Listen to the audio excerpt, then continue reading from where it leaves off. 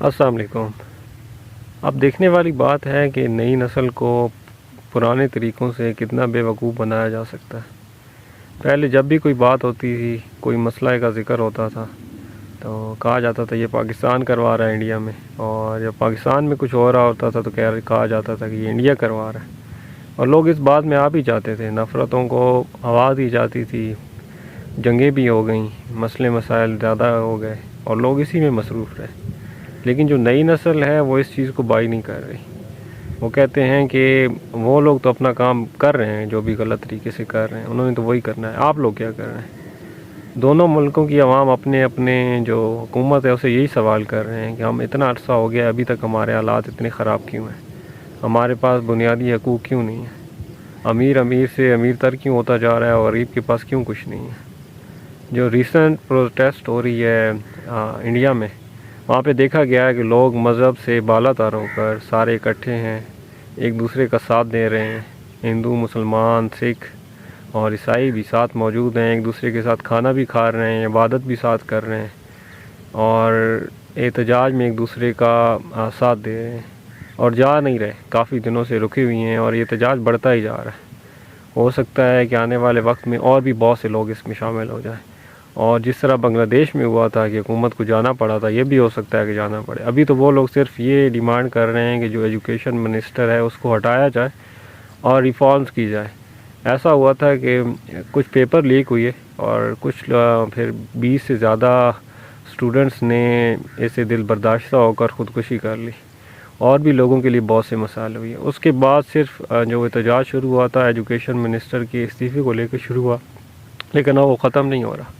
آپ دیکھا جائے تو بنگلہ دیش میں جو احتجاج ہوا تھا وہ اس نے رضاکار ہونے کا دعویٰ، جو بنگلہ دیشی اسٹوڈنٹس جو احتجاج کر رہے تھے ان کو رضاکار جو پاکستان کے لیے کام کرنے والے تھے 1971 میں،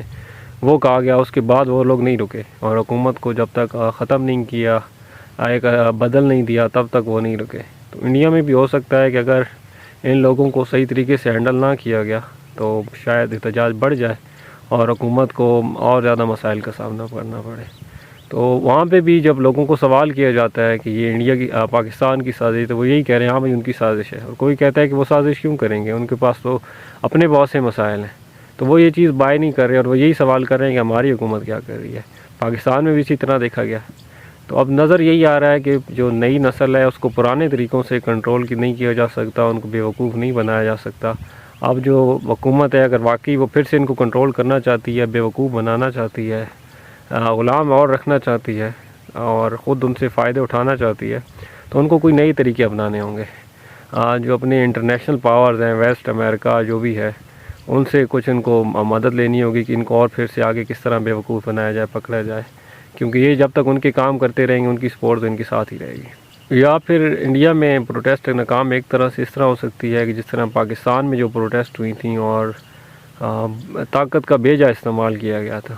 اور جو جس صوبے میں جس علاقے میں بھی دیکھا جائے بہت زیادہ لوگوں کو مارا گیا تھا، ظلم کیا گیا تھا، وہ خاموش ہو گیا، اکیلے الگ الگ ہو گئے۔ اس طرح سے پروٹیسٹ کو، احتجاج کو، نفرت کو کچھ وقت کے لیے تو دبایا جا سکتا ہے، لیکن وہ مختلف طریقوں سے، مختلف زاویوں سے، مختلف گروپس کی شکل میں پھر سے نکلے گی۔ یہ رکنے والی چیز نہیں ہے، کیونکہ جب لوگوں میں ایک دفعہ احساس آ جاتا ہے وہ رکتا نہیں ہے۔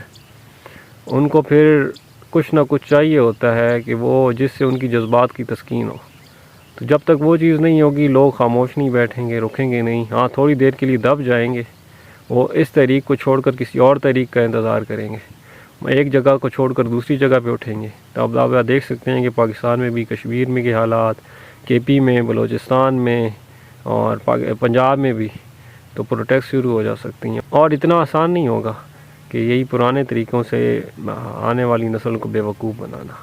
تو دیکھتے ہیں کہ آگے فیوچر میں کیا ہوتا ہے۔ آپ بھی اپنی رائے کا اظہار کریں کہ آپ لوگ اس موجودہ صورتحال کو کیسے دیکھ رہے ہیں۔ پچھلی ویڈیو میں ہم نے بات کی تھی کہ کیا ایک ایسی چیز جو برٹش کے آنے کے بعد انہوں نے مذہب کو کارڈ استعمال کر کے ہم مسلمانوں کو اور ہندوؤں کو، سکھوں کو آپس میں لڑایا، لیکن اب ایک ایسا مقصد، ایک ایسی چیز آ چکی ہے جو کہ سب میں کامن ہے اور سب کو اکٹھا کر سکتی ہے، نفرتوں کو ختم کر سکتی ہے، اور وہ ہے بنیادی حقوق کی جنگ۔ تو آپ بتائیں کہ کیا واقعی پاکستان اور انڈیا میں